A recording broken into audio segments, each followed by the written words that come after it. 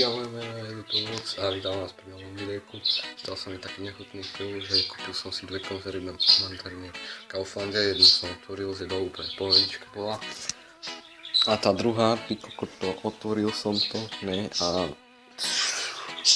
smrad jak, ja neviem, dvojtýždňový starý zhnutý pes na ceste, tak to smrcelo.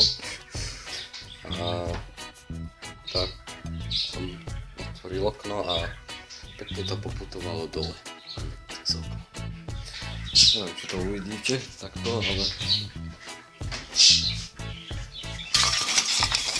Niekde tam dole, a neuvidíte tam strechu už.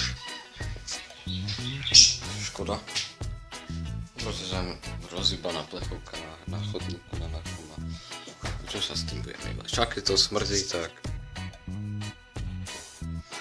Musel som si hneď dať čokoládu na nervy, lebo no, na mandarínky čokoládu nevadí, však to je dobré.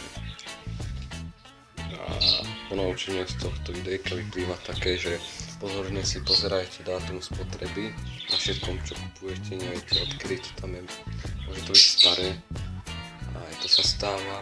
Ja sa s vami pre toto videjko učím a čaute.